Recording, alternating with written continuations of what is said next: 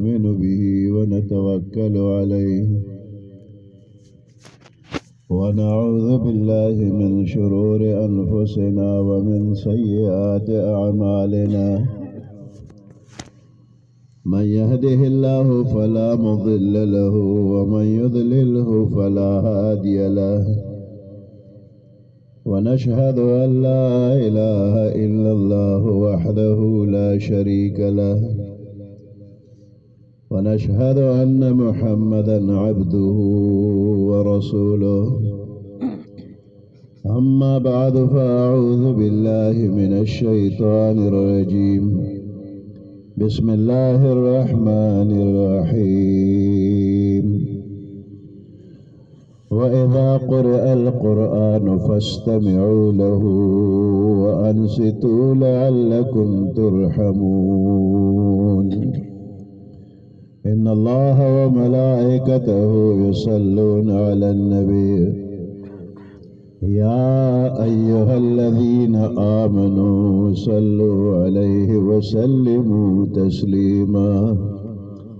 اللهم صل على محمد وعلى آل محمد كما صليت على إبراهيم وعلى آل إبراهيم إنك حميد مجيد اللهم بارك على محمد وعلى آل محمد كما باركت على إبراهيم وعلى آل إبراهيم إنك حميد مجيد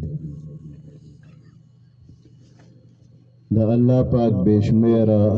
نعمتنا او احسانات دی او ہر بندل پکار دی کہ پا ہر یو نعمت دا اللہ شکر ادا کی شکر ادا کولو سرا اللہ خوشحالی کی نعمتنا نورم زیادی ومن دمرا کمزوریو کہ منگ دا اللہ طول نعمتنا شمیرل قدری نشو نو پا ہر یو نعمت شکر ادا کول زمنگ دا وسن بار دی زمنگ دا پیغمبر علیہ السلام یو صحابی اڑخت ناستو دیر پسادگیو پا عاجزے اللہ نے سوال کو دعائے غستا دا صحابی دعا کی ہوئی کہ اللہم خلقتنی مجانا یا اللہ اس بے سب مفتو کے دے پیدا کرم ورزقتنی مجانا اور روزی دے مرالا اس بے سب مفتو کے راکڑا فاغفر لی مجانا اس میں اس بے سب مفتو کے بخا زمان پختانہ مشران ہوئی یا اللہ منگ دا اسم نے اوچپا موچم بخا نو منگ دا اللہ دا طول نعمتنو شکر ادا کول نشو و اللہ دم اس بے سو بخی پدی بیشمیر نعمتنو کے دا قرآن پاک یو دیر لوے نعمت تی دا زمکہ دا اسمان دا پیدائش نمخ کے اللہ پاک پخپلا دا قرآن پاک تلاوت کرے دے سورت یاسین اور سورت طٰہٰ تلاوت کرل فرشتو ووریدن فرشتو مبارک باد دیوی اغا چالا کہ پچا بدا قرآن نازلی گی مبارک باد دیوی اغا چالا کہ دا چاپ زرونو کے دا چاپ سینوں کے بدا محفوظ کی گی یادی گی با مبارک باد دیوی اغا چالا کہ دا چاپ شنڈو اور دا چاپ جبد دے تلاوت بکی گی نو دا قرآن پاک دا قاریان حافظان عالمان طالبان پیدا نو آغا زمانہ کے فرشتو دویتا مبارک باد ویدے دی زمان دے قرآن شریف تا اللہ یو عجیبہ لوے شان ورکڑے دے پا کم مجلس کے چے دا قرآن پاک تلاوت کی گی او ہر سمرا خلق موجود وی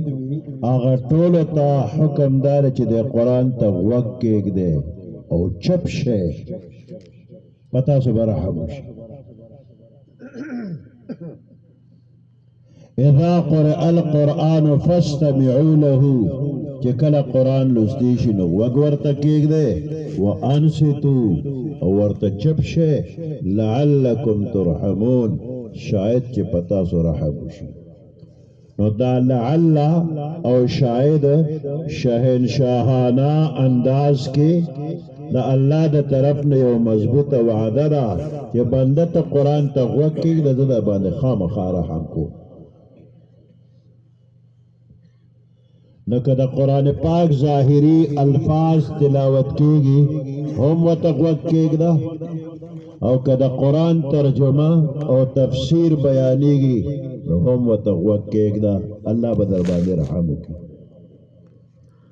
دغه شان د پیغمبر علیه السلام ښکلي احادیث مبارک چې کوم مجلس کې بیانېږي هغې ته هم غوږ کېږده. قرآن د الله خبرې دي او دا حدیث مبارک دا هم د الله خبرې دي. او فرق پکې دومره دی چې د قرآن پاک الفاظ او معنا دواړه د الله د طرف نه نازل شوي دي او د حدیث مبارک معنا او مضمون د الله د طرف نه د پیغمبر علیه السلام زړه مبارک کې ورواچولی شو. الفاظ ولا پیغمبر علیه السلام خپل وویل خبر د الله دی او الفاظ ولا د پیغمبر علیه السلام د خولې مبارکې دي او پیغمبر علیه السلام د ځان نه خبرې نه کوي. وما ينطق عن الهوى ان هو الا وحی یوحى. نو قرآن هم د الله خبرې او حدیث مبارک هم د الله خبرې. نو چې دې ته غوږ کېږدې هم به در باندې رحم کېږي. دغه شان فقها مجتهدین چې کومې مسلې بیانوي نو دا هم د قرآن نه یا د حدیث مبارک نه راوتلې خبرې دي. څلور لوی علما مجتهدین دي. یو امام ابو حنیفه رحمت الله علیه د دنیا 80 کروڑه مسلمانان له امام ابو حنیفه رحمت الله علیه مقلدین دي. دویم امام شافعی رحمت الله علیه 50 کروڑه مسلمانان د پسې دي. دریم امام مالک رحمت الله علیه 100 کروڑه مسلمانان د مقلدین. سلورم امام احمد ابن حنبل رحمت الله علیه 15 کروڑه مسلمانان د پسې دي. دا یو عرب 10 کروڑه مسلمانان د سلورو امامانو پسې دي او په شریک دي ته اهل سنت والجماعت وایي. او دا شمیر پخوانی دی. اوس 2017 کې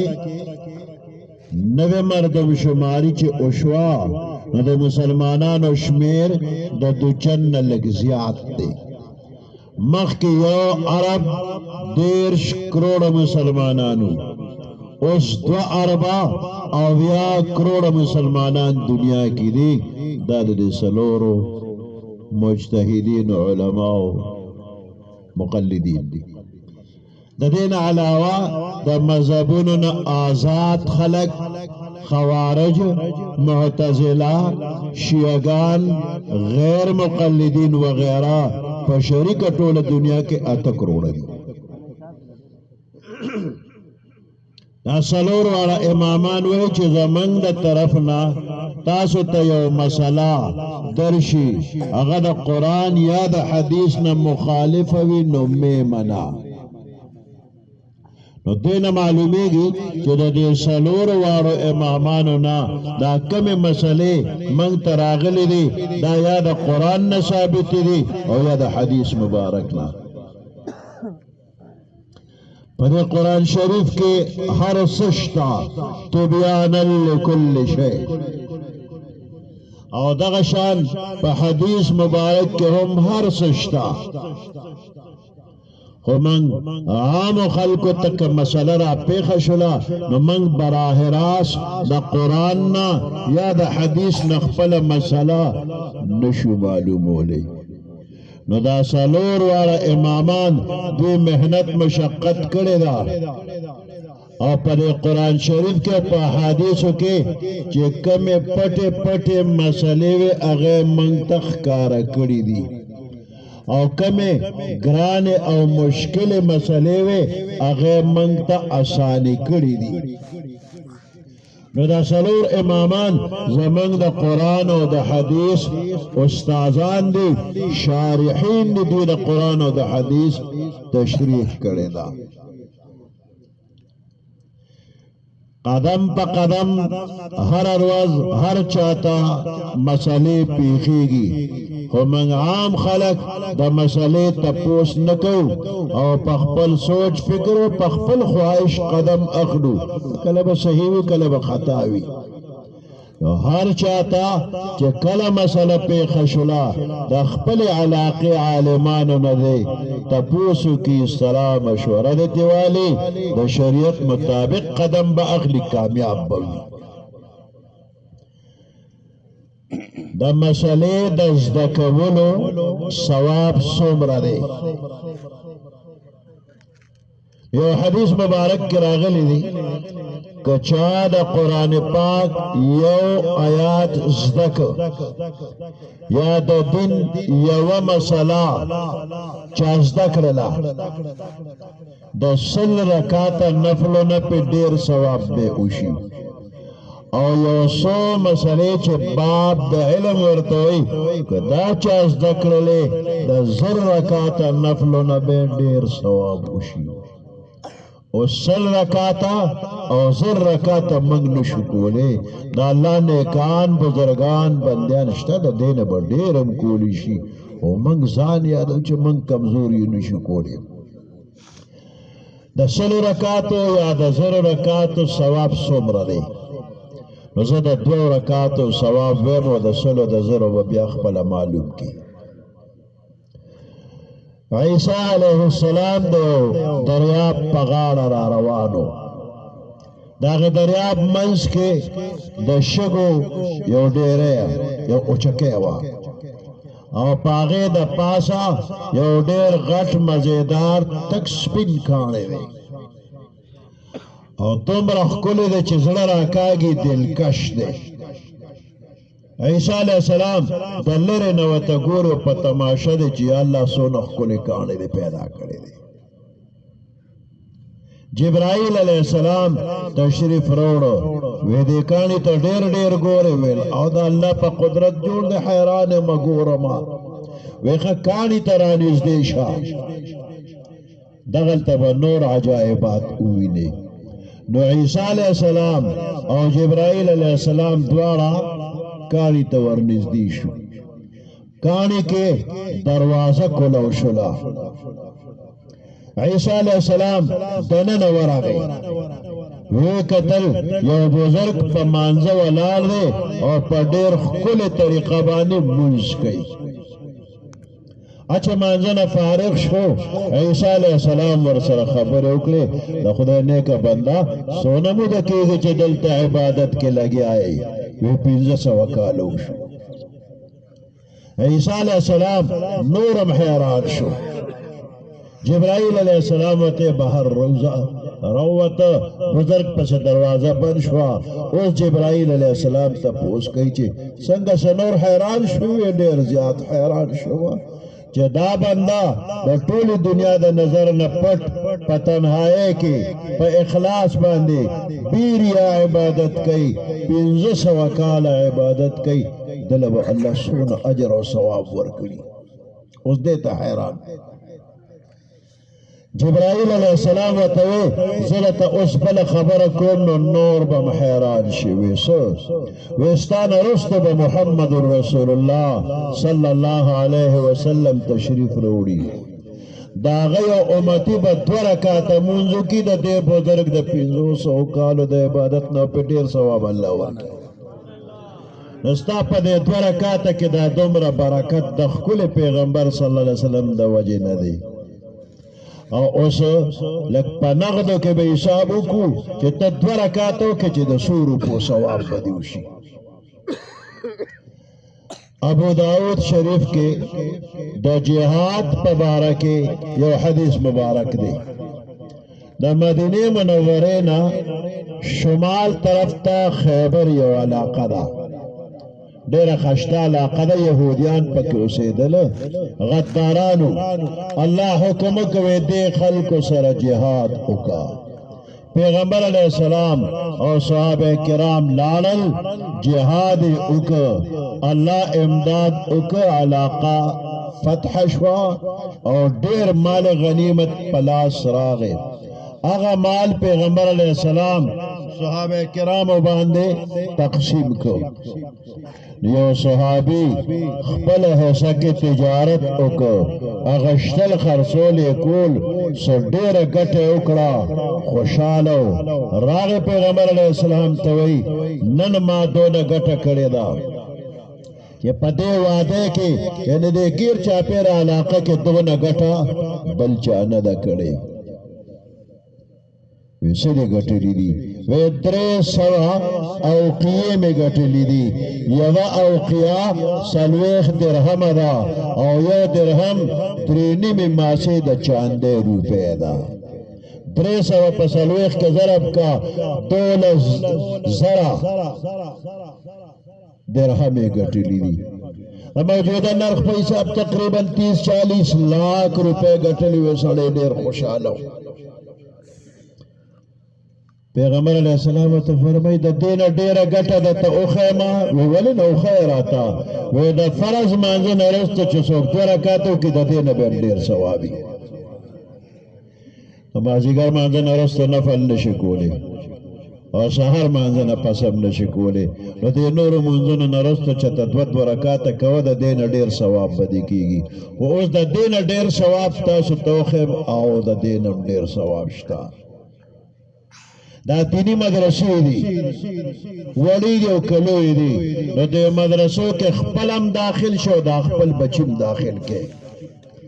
او زمانگ دا مدرسو طریقہ دا سکول کالج یونیورسٹی پشانتے ندا چی تا انڈریجے ندے اخلم او تا اووریجے تا ناخلم. منگلہ کدا سلو کالو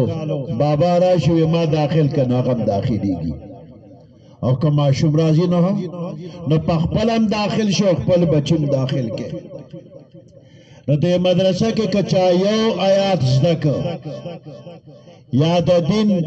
یو مسئلہ چا زدک للا دا بنی اسرائیل دا بزرگ دا 500 کال عبادت ل 50 کے ضرب ورکا اور 30-40 لاکھ روپو صدقیلا 50 کے ضرب ورکا. نو دا دا یو آیات یا دا یوی مسئلے دزدکولو ثواب شو. او یو سو مسئلے چھ باب دا علم وطوئی. باب دا علم دا ضروری نہیں چھو تمہیں اغٹ کتاب خلاص کنو دا باب دا علم دے. یو سڑے راشی استاجی دا تیمم چل خوراتو خیا، استاجی مانزن پس میراب کے ناستو او تا تیموی نورو مورے دل دا تیمم طریقے وطا بیان کا دا باب دا علم شو. دیری مسئلے پا دے تیمم کرا لے آغیر تا پیوزے بیان کرلے باب دا علم وشو. استاد یو دس چاردان کم خو پک فرض و سنت نپی جنم لگدار آتا ہوایا نو استاد وطوی دا فرض و دا سنت و دا مستحب نو دام باب دا علم شو. نو یو باب دا علم دے مدرسہ کے چازدک نو دا بنی اسرائیل دا بزرگ دا 500 کالو عبادت ل 500 کے ضرب ورکا، 30-40 لاکھ روپو صدقیلا 500 کے ضرب ورکا. دا دا باب دا علم ثواب شو. نو پا دے مدرسہ کے روزانہ بیشمیرہ آیاتونم خولی شی، بیشمیرہ مسئلیم بیانی گی، بیشمیرہ بابونا روزانہ ملاوی گی. نو دا بیشمیرہ ثوابونا دے استازانو او دے طالبانو روزانہ اگٹن. عوام غریبانان دقا سے پاتی شو، نا عوام نا غریبانان دی و نا بے برخی دی. دا دینی مدرسہ چا دا استادان و طالبان چلائن و دا دنیا ضرورتو نا ہم بھی یخنه ګرمۍ نه بچ کېدو دپاره د مکان ضرورت شته، د بجلی ضرورت شته، دا کتابونه په پیسو ورکېږي، د کتابونو ضرورت شته، بې شمېره ضروریات دي. نو د دې طالبانو د استادانو د دنیا ضرورتونه شته، او دوی چې دا دینی خدمت درس و تدریس کې لګیا دي او د دنیا دا ضرورت نه پوره کېږي، نو دوی به د مدرسې نه وځي بهر، مزدوري به کوي، نو ځان له به هغه ضرورت پوره کوي. که نه وځي ضرورت نه پوره کوي، که ووتل مدرسه خالي شوله. نو دا عوام چې کومه حلاله ګټه وکړي او د دیني مدرسې د طالبانو استادانو سره تعاون امدادو کې چنده ورکړي، نو د دوی د دنیا ضرورت پوره شو، نو ښه تسلی او اطمینان سره طالبانو استادان دیني خدمت کې لګیا دي. نو دا بې شمېره ثوابونه چې استادان او طالبان ګټي، نو دا ثوابونو کې د عوامو سره شریک دي. نو دینی مدرسه د استادانو د طالبانو د عوامو په شریکه ده، او دا استادان او طالبان د دې عام مسلمانانو دپاره د الله یو ډېر لوی نعمت دی، او عوام دې د دې نعمت قدر وکړي، د طالبانو د استادانو قدر دې وکړي او دې سره دې مینه محبت وکړي. علماء او طلباء اولیاء الله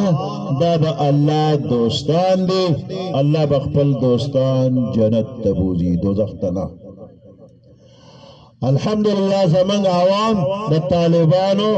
او د استادانو سره مینه محبت کوي، او پیغمبر علیه السلام فرمایي المرء مع من احب، سړی به هغه چا سره وي چې چا سره محبت وي. نو که علما طلبا د دین د خدمت د وجې الله جنت ته بوزي، نو دا عوام د دې د محبت د وجې عالمانو سره یو شانتي جنت ته به بوزي. الله پاک د ستاسو دینی خدمات او